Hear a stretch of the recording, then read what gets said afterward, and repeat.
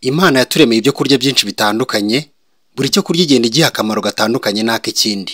Nubwo hari byinshi bigenda bifite icyo bihuriraho mu kugira akamaro mu mubiri w'umuntu, ariko hari iby'ingenzi kandi byoroshye kubona, ahubwo icyo dukeneye ni ukumenya no gusobanukirwa ngo bifasha iki ku buzima bwacu.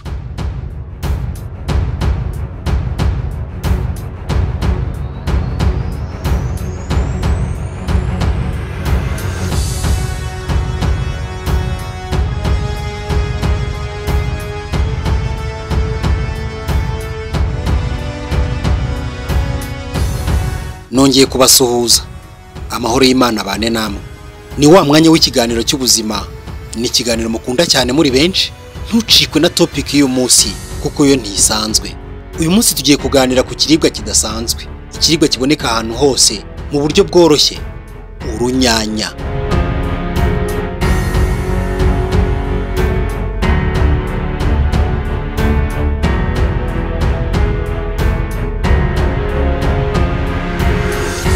Ese urunyanya rwaba rumaze iki mu buzima bwacu? Ese ni byiza kurya inyanya ari mbisi? Ni byiza kuzirya zitetse? Ntucikwe n'iki kiganiro. Turaza kurebera hamwe uburyo urunyanya ruvura ubugumba ku bagabo, ndetse nyuma tuze gusoza twerekana ibintu 10 bindi akamaro k'urunyanya rumaze mu mubiri wacu, kandi iby'ingenzi bikureba udutiza amatwi muri aka kanya. Kora subscribe, like, share, comment, ubundi dutangirane.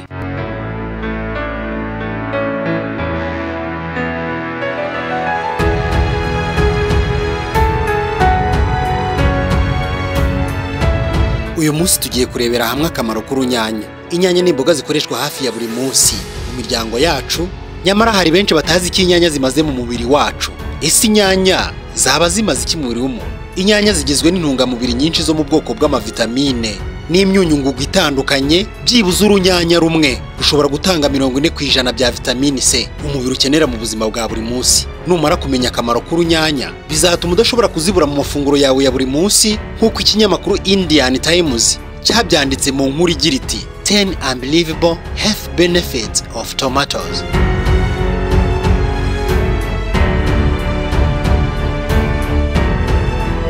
Icyambere, inyanya zifasha gusukura umubiri.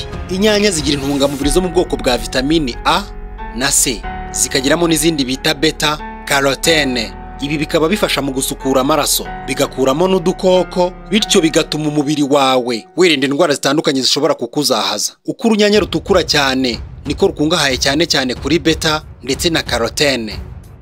Akamaro ka kabiri k'urunyanya. Inyanya ni nziza ku musatsi. Vitamine A ituruka cyane mu nyanya ifasha umusatsi mu kumera neza, gukura neza ndetse no gukomera. Ikindi kandi ni nziza no ku maso, amagufa n'amenyo. Akamaro ka gatatu. Inyanya ni nziza cyane ku ruhu.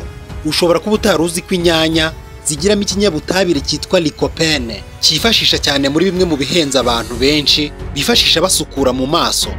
Ibaze ko urunyanya ruhendutse ariko rukaba rwagufasha gusa neza. Icyo bigusaba ni ugufata urunyanya rukiva mu murima, ukarukata, ukarusiga mu isura yawe, ugategereza iminota 10, nyuma ugakaraba. Isura yawe izacya ndetse imere neza. Akamaro ka kane k'urunyanya. Inyanya zifasha kurinda kanseri zitandukanye. Ikinyabutabire cyitwa lycopene kiboneka mu nyanya gituma uturemangingo twa kanseri tutiyongera mu mubiri, bityo bigatuma inyanya zifasha kwirinda kanseri zitandukanye zifata umubiri wawe. Ubushakashatsi bwinshi bwagaragaje ko ikinyabutabire cya lycopene kiboneka mu nyanya gifasha kugabanya ibyago byo kurwara indwara ya kanseri zitandukanye, nka kanseri y'igifu. Akamaro ka gatanu. Inyanya ni nziza cyane ku magufa y'umubiri wacu. Inyanya zikize cyane ku munyungugu wa calcium na vitamine K. Izi ntungamubiri zose zifasha amagufa y'umubiri gukomera ndetse zigafasha gusana ahantu hangiritse mu mubiri. Akamaro ka gatandatu k'urunyanya. Inyanya zifasha kugabanya kwangirika guterwa no kunywa itabi. Inyanya kandi ubwoko bubiri bwa acide bita fumaric acid na chlorogenic acid. Izi zikaba zifasha umubiri kwangirika biterwa no kunywa itabi. Bantu mukunda kunywa itabi, mugomba kumenya ko mugomba kujya mwihatira kurya inyanya, kuko inyanya ni ingirakamaro mu kurinda umubiri wanyu. Icya karindwi. Inyanya burya zifasha kugabanya urugimbu mu maraso. Inyanya zikungahaye cyane kuri vitamine B n'imyunyungugu ya potassium. Ibi bikaba bifasha cyane mu kugabanya urugimbu mu mitsi y'amaraso ibyo bigatuma umuvuduko w'amaraso ujya kuri gahunda ndetse bikanakurinda umutima. Akamaro ka 8, turacyari ku runyanya. Inyanya zigabanya ibyago byo kugira utubuye mu mpyiko. Ubushakashatsi bwagaragaje ko gukoresha inyanya, ariko inyanya zitarimo turiya tubuto tw'imbere, bigabanya ibyago byo kugira utubuye mu mpyiko. Akamaro ka 9, burya inyanya zifasha amaraso gukora neza bigatuma ureba neza. Twese tuzi ko vitamini A ari nziza ku maso. Ibi rero bituma urunyanya rukungahaye kuri iyi vitamini ruba ntagereranywa mu kurinda amaso, bigatuma umuntu areba neza. Ikindi kandi kurya inyanya kandi ni byiza kuko birinda ubuhumyi.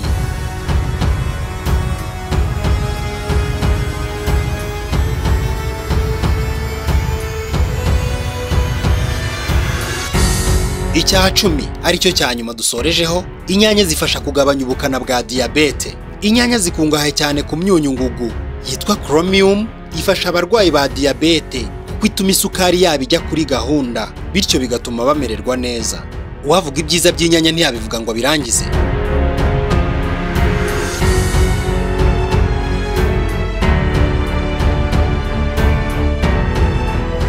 Ni izi nyanya zisanzwe turya. Urunyanya burya ngo ruvura ubugumba ku bagabo. Ese ibi mwari mubizi?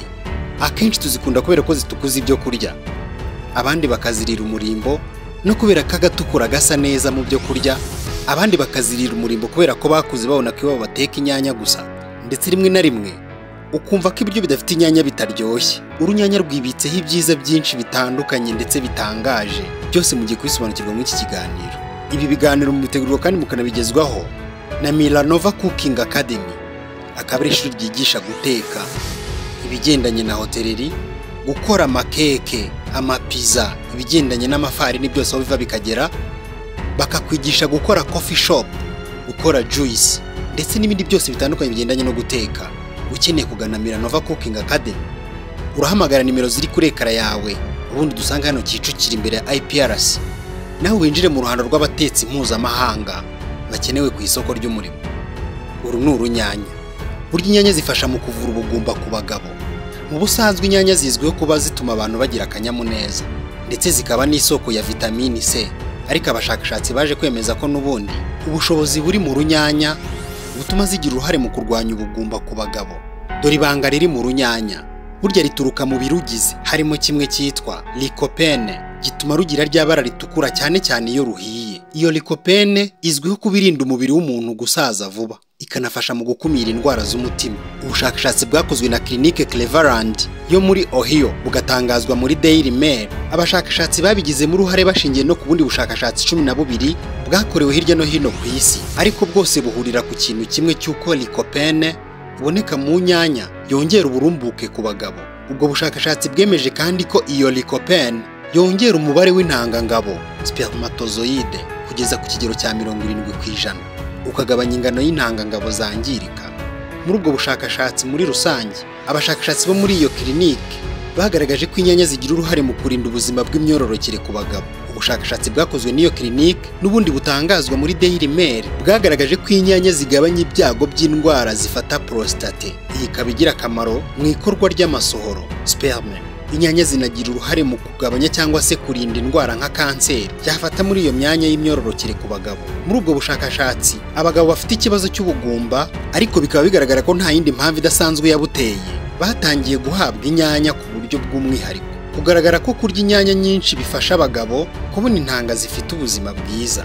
Inkuru yatangajwe na BBC ijyanye n'ubushakashatsi bwakozwe ku nyanya nuko zifasha abagabo bafite ikibazo cy'ubugumba, ivuga ko kunywa nibura ibiyiko 2 by'inyanya ziseye ku munsi ku bagabo bafite ubugumba bifasha mu gutuma intanga zabo zigira ubuzima bwiza. Inyanya ni ikiribwa kirimo vitamini E n'ubutabire bwa zinc. Ubushakashatsi bwerekanye ko iyo zinc yifasha mu gutuma ubuzima bw'umuntu bumererwa neza, harimo n'ubuzima bw'imyororokere. Gusa kugira ngo ibyiza no gufata izo nyanya zitetse kandi zihiye neza, kuko iyo lycopene iba mu nyanya iboneka neza iyo ihuye n'ubushyuhe kandi ikaninjira mu maraso mu buryo bworoshye.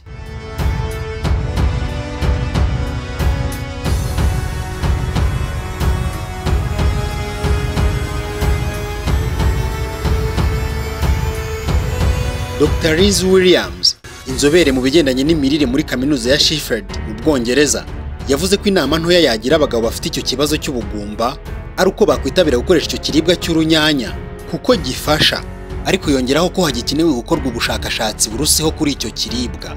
Ishami ry'umuryango w'abibumbye ryita ku buzima WHO and OMS rivuga ko ku rwego rw'isi umuntu umwe kuri 6 ahura n'icyo kibazo cy'ubugumba mu buzima bwe. Bivuze ko ikibazo cy'ubugumba kiri mu byihutirwa bikwiye gushakirwa umuti, harimo gufasha imiryango ihura n'icyo kibazo kugera ku buvuzi. Ikigo WHO kandi isobanura ko bivugwa ko umugabo cyangwa umugore ufite ikibazo cy'ubugumba iyo amaze amezi 12 arenga adashobora gutera inda cyangwa gusama inda kandi akora imibonano mpuzabitsina idakingiye ku buryo buhoraho. Kambe nsoreje ikiganiro cy'uyu munsi. Uyu munsi nababwiraga akamaro k'urunyanya, cyane cyane ku bagabo. Mumaze gusobanukirwa ko burya urunyanya ruvura ndetse rukanarinda ubugumba. Nababwira iki rero? Mutangire mukunda inyanya, muzirye ku bwinshi. Nizere ko wakoze subscribe. Niba iki kiganiro wagikunze, wacyoreza inshuti yawe nayo ikakireba, akabasha kumenya nawe uko yakwirinda ikibazo cy'ubugumba biturutse ku runyanya. Kandi inyanya ziraboneka ahantu hose mu gihugu. Uwavuga ibyiza by'inyanya ntiyabivuga ngo birangize. Reka dusoreza ikiganiro cy'uyu munsi. Ese wifuza ko ubutaha twazabaganiriza kuki? Ikiganiro ireme ry'ubuzima muzajya mugezwaho byinshi bitandukanye ku byo kurya. Ibyo kurya wahitamo byakugirira akamaro, bikakurinda indwara nyinshi zitandukanye, bigatuma umubiri wawe umera neza kandi ukishimira ubuzima bwawe ubayeho. Ni ikiganiro mugezweho na Ndacyayisenga Jado hamwe na Miranova Cooking Academy. Uramenye ntuhava udakoze subscribe, share, like, comment. Ndabashimiye cyane.